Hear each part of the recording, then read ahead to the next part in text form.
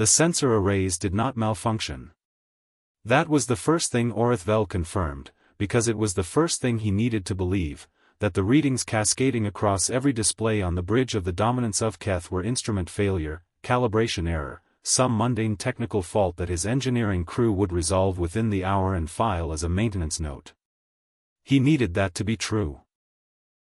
He stood in the center of his command bridge and watched the numbers climb past every threshold his displays were designed to register, and he told himself it was the equipment.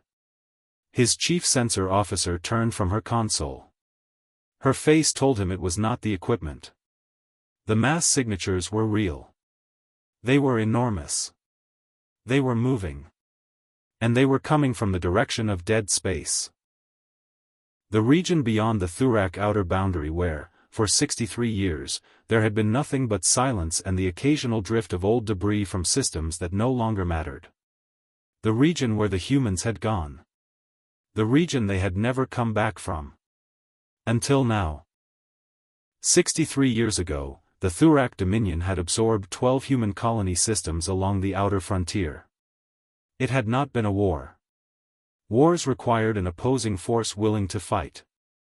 The humans had looked at the situation, calculated what resistance would cost them, sent a single transmission to the High Council, and withdrawn into the dark beyond the boundary with whatever ships they had left. A wounded species retreating to die quietly somewhere out of sight. The Dominion had waited 2 years for a counterstrike that never came. Then 5 years. Then 10. By the time a full generation had passed, the matter was filed under resolved threats and the analysts who had once tracked it were assigned to more productive work. The human systems had been integrated, the populations processed into Dominion administrative structures, the old colony infrastructure repurposed. The humans who remained in those systems were quiet. Cooperative. They caused no problems. The ones who had left caused no problems either, because they were gone. And the dark beyond the boundary stayed dark. For 63 years. The contact count crossed 100 before Orithvel stopped watching it climb. He made himself stop watching it because there was no tactical value in watching a number that had already told him everything he needed to understand about his situation.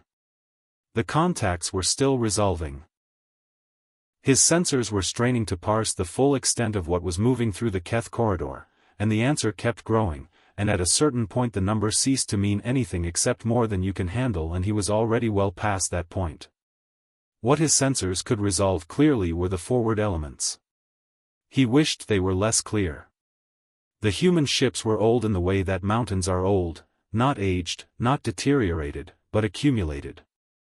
Layered.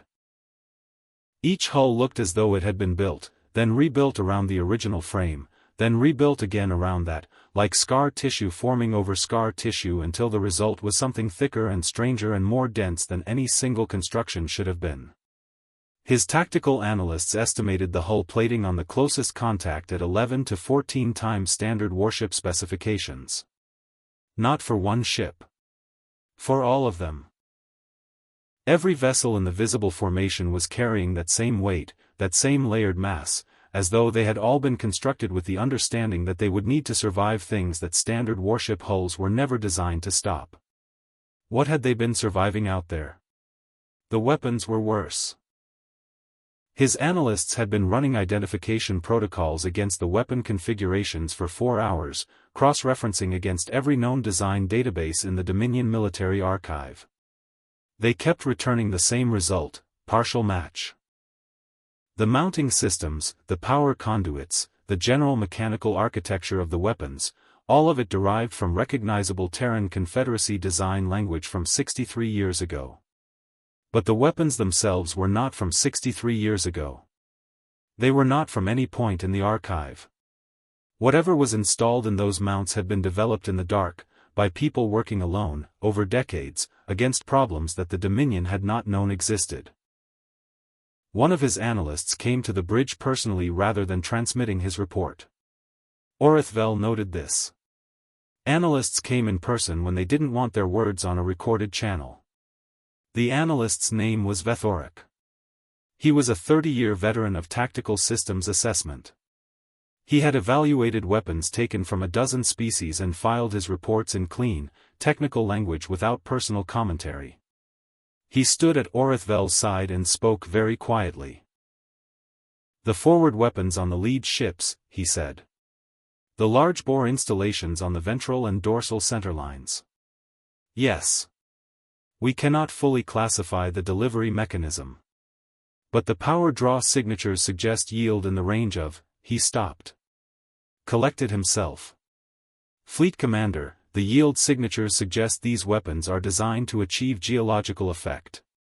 Orithvel looked at him. "Geological," he said. "Against a planet," Vethorik said. "Against the crust." "Sustained application." He paused. "We believe these weapons were not designed for ship-to-ship combat." The bridge was very quiet. What were they designed for? Orithvel asked, though some part of him had already understood the answer. "Sterilization," Vethorik said. "Of whatever they encountered out there that required sterilization." He filed his report and left without further comment. The human fleet had been broadcasting on all standard frequencies since it entered sensor range. Not transmissions, not messages, not communications, not requests for contact. Just identifiers. Registration codes from 63 years ago, repeated at regular intervals across every frequency, in the flat mechanical rhythm of automated systems that did not require acknowledgement and were not asking for it. "We are here. We know you know. We are not hiding." That was the only meaning the codes carried. It wasn't a message to the Dominion. It was a statement of fact. When the formal identification challenge went out from Orithvel's fleet, the response came back in 11 minutes. Precisely correct for light-speed transmission at that distance. Unhurried. The humans had not accelerated to shorten the gap, had not decelerated to extend the timeline, had not altered their approach in any way. They had received the challenge and responded at the exact speed physics required. They were not in a hurry. The response contained 4 lines. TCS Endurance. TCS Perseverance. TCS Long Memory. TCS Weight of Years. Those were the lead ships, designations transmitted in order of formation. His archivist matched them against records that had sat untouched for decades. They were all original Terran Confederacy vessels, registered before the consolidation period, listed as withdrawn during the human departure 63 years ago. These were not new ships sent to make a point. These were the same ships. Rebuilt. Returned. They had been out there for 6 decades under those names. Endurance. Perseverance. Long Memory. Weight of Years. Orithvel looked at the names for a long time. He thought about what it meant that a fleet chose those names, maintained those names, kept those names across 63 years of silence in the dark. They had named themselves for exactly what they were doing.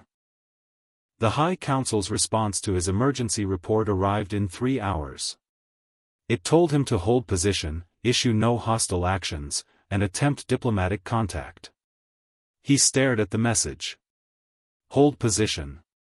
He had 31 ships. The contact count in the Keth corridor had stabilized, finally, at what his sensors could resolve with certainty.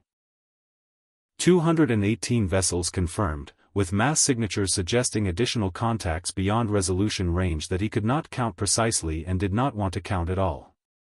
The High Council had been given these numbers. They told him to hold position. He held position. The diplomatic contact request he transmitted received a response in 11 minutes. The humans were willing to meet. A single vessel from the Dominion fleet, no weapons charged, at a coordinate point equidistant between the 2 formations. The location was pre-calculated, they had transmitted it before he had chosen his own coordinates, meaning they had already known where he would be standing when he sent the request. They had anticipated this conversation. They had been anticipating it for a long time. The human command ship TCS Long Memory held station at the meeting point when he arrived. He had expected a large vessel. He had expected something built to make an impression. What he had not expected was the age of it, not the reconstructed age of the battle fleet, the layered weight of decades of modification, but something older beneath all of it. The original frame of long memory was ancient, the keel structure showing in the sensor profiles as construction that predated the consolidation period by a full decade. This ship had been commissioned before the border conflict. It had existed before the Dominion had decided to move against human space. It had watched everything happen, and it had gone into the dark, and now it was back. The boarding connection was made in silence. No music, no formal ceremony, no announcement. The airlock opened and Orithvel walked through with 4 staff officers and found himself in a corridor that ran the length of a ship that had been at the boundary of human space when his parents were young. The corridor was clean. Functional. It had the quality of space that had been occupied continuously for a very long time by people who cared about maintenance without caring about appearance. Every surface showed use. Not neglect, use. The marks of decades of hands, of equipment, of a vessel that had been working without pause for the entirety of its long silence. He was led to a planning room. There were 8 humans at the table. He had prepared himself for many things: hostility, performance, the theatrics of returned power. He had not prepared himself for how ordinary they looked. Worn. Tired in the deep, structural way of people who had not stopped working in years. Their uniforms were functional, not ceremonial. No medals, no insignia beyond rank and ship identification. The oldest human at the table had white hair cropped close and eyes the color of deep water, and she looked at him the way people look at a doorway they have been waiting a long time to walk through. Fleet Admiral Kira Osei. She did not stand. She nodded once. Fleet Commander, she said. The voice was flat. Not rude, flat. The voice of someone conserving energy for things that required it, and for whom this conversation did not qualify. Fleet Admiral, he said. He took his seat. He looked at the humans around the table. None of them were performing anything. None of them were watching him with triumph or with anger or with any emotion that had a name he could easily place. They had the collective stillness of people who had been waiting so long that the waiting had become their natural state, and now that the thing they had been waiting for was happening, they were simply present for it. Calm the way deep water is calm, not empty, but still in a way that conceals depth. We are reclaiming our systems, Osei said. The 12 border systems. The populations, the infrastructure, the territorial boundaries as they existed before the consolidation period. The High Council. Will accept this, she said. Not a threat. Not an ultimatum. A statement of outcome, delivered without temperature. We are not asking for negotiations. We are offering the Dominion the opportunity to have this conversation before we proceed rather than after. Orithvel looked at her steadily. The diplomatic framing is noted, Fleet Admiral. I need to understand the tactical reality I am working with. My sensors counted 218 vessels in the corridor. What is the actual size of your formation? Something passed across her face. Not quite an expression. The faint internal registration of a question that did not require careful handling. The ships in the corridor are the vessels that needed to use the corridor, she said. He waited. She did not elaborate. And the rest, he asked. Are positioned where they need to be, she said.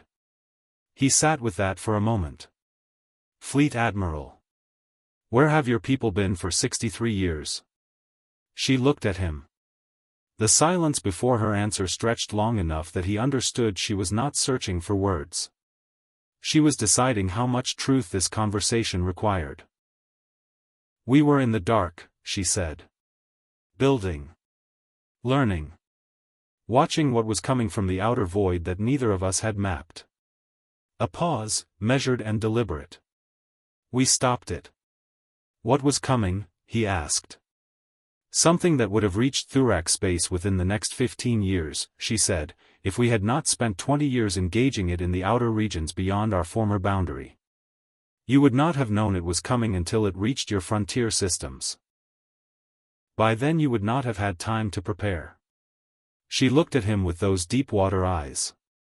We chose to handle it ourselves. We did not consider asking for Dominion assistance, for reasons that I believe are self-evident. The room was very quiet. He thought about his tactical analyst. Sterilization. Of whatever they encountered out there that required sterilization. The weapons configurations on your ships, he said slowly. They were developed in response to this threat. The weapons were the solution, she said. The ships were rebuilt around the weapons. A pause. We took losses. Significant losses. We spent 8 years developing what we needed and 7 years using it and 5 years making certain it was finished. She said this without grief, without pride, in the flat register of a final report. Then we came home. Orithvel looked at the humans at the table. He looked at the room, the clean, worn room on the old, rebuilt ship that had held its name for 63 years in the dark. He thought about 2 generations of human beings who had grown up knowing exactly one thing about their purpose. Your transmission, he said. 63 years ago. You said, when we return, we ask that you remember this moment. Yes, she said. You already knew you were coming back. We had already decided, she said. There is a difference. He looked at her for a long time. What happens now? He asked. We take our systems, she said. You return to yours. The boundary holds. It does not move again. She laid both hands flat on the table, a gesture that seemed to be the human equivalent of a formal close. The Dominion continues. The Terran Confederacy continues. There is no further conflict, provided the boundary holds. And if it doesn't hold? She looked at him without expression for a long moment. Then we will not withdraw again, she said. That was all. No elaboration. No description of what that meant in operational terms. No threats, no numbers, no catalogue of capabilities. Just the flat, final statement of a woman who had spent 63 years building the sentence and had no interest in repeating it. The agreement was signed at the fleet level and transmitted to the High Council. The formal ratification took 9 days, 9 days during which the human fleet held its position without restlessness, without escalation, without any movement except the steady rotation of watch cycles and the silent maintenance rhythms of vessels that had not stopped operating in decades. They were not impatient. Orithvel watched them from the bridge of the dominance of Keth during those 9 days, and he learned things about patience that he had not understood before. The human fleet did not feel like a force that was holding back. It felt like a force that had already gone through the hardest part of everything it would ever be asked to do, and what remained, the waiting, the arrival, the resolution, was simply the final step of something long since decided. On the 7th day he sent a message to his second-in-command. I have been thinking about what they did out there in the dark. Not the building. The decision. Ethvaris responded. What decision? To not tell us about the threat in the outer void. To handle it alone. To let us continue expanding and absorbing their systems while they fought something in the dark that would have killed us if it reached our frontier. A long pause from Ethvaris. They saved us. Yes. And we never knew. No. Another pause. Did they save us because they wanted to? Or because the outer void threat was also a threat to their reclaimed systems, so they had a parallel motivation? Orithvel looked at the human fleet through his viewport for a while before he answered. I don't think it matters, he wrote. Either answer tells you the same thing about them. The boundary handover was completed on the 12th day. The human fleet moved into the former border systems with the organized patience of people following a plan they had been maintaining for decades, each ship moving to pre-assigned coordinates, each crew executing procedures that had been prepared and rehearsed and updated and maintained in readiness across 63 years of waiting. They did not celebrate. There was no signal from the fleet marking the moment. No broadcast, no change in formation behavior, no acknowledgement that this was a significant event. The ships moved to their positions and held them, and the silence that had always surrounded this fleet continued, only now that silence was positioned at the boundary of reclaimed space rather than in the darkness beyond it. Orithvel prepared to withdraw to Dominion space. His fleet fell into departure formation, course plotted for the inner systems. A final transmission was prepared and sent, a formal acknowledgement of the completed handover, the language of administrative closure. He did not expect a personal response. He had not received one during the entire operation. The response came anyway. 11 minutes after his transmission, precisely timed to the light-speed distance, it reached his communications officer and she read it aloud in a voice that was careful and controlled. Acknowledged, Fleet Commander. Safe transit. The boundary is now closed. A note for your records. The outer void threat required 20 years to resolve. In that time we mapped 4.3 million cubic light-years of space that neither your charts nor ours had covered. The things we found in that space, the ruins, the weapons, the evidence of what came before, will require centuries of study. We have begun that study. We thought you should know, we are no longer watching only toward Thurak space. We are watching all of it. TCS long memory. Out. Orithvel read the message 3 times. Then he put it down and looked out at the dark. 4.3 million cubic light-years. Charted. Mapped. Understood in ways that no Dominion vessel had ever attempted, from the ships of a species that had gone silent 6 decades ago and used that silence to become something no one had anticipated and nothing in the archive had prepared him for. We are watching all of it. Not a threat. Not a boast. A statement of fact. The same flat, informational register that Fleet Admiral Osei had used throughout every exchange, the language of people who had long since moved past the emotional altitude of pride and threat and had arrived at something colder and simpler. We are watching all of it. He thought about the sensor arrays on those ships. The orientation. Outward, in every direction, not just toward Dominion space but toward the unexplored dark that no species had mapped, the regions beyond known territory, the deep void where things moved that civilizations at the center of their own maps had never had reason to look for. The humans had been out there. They had come back knowing what was in the dark. And they had positioned themselves. Quietly, without announcement, with the practiced ease of a species that had spent 60 years learning exactly how to watch without being seen, at the boundary where explored space ended and the unknown began. Not between the Dominion and humanity. Between everything known and everything unknown. He sat with that for a very long time. Then he ordered departure heading and did not look back, because there was nothing out there to look at.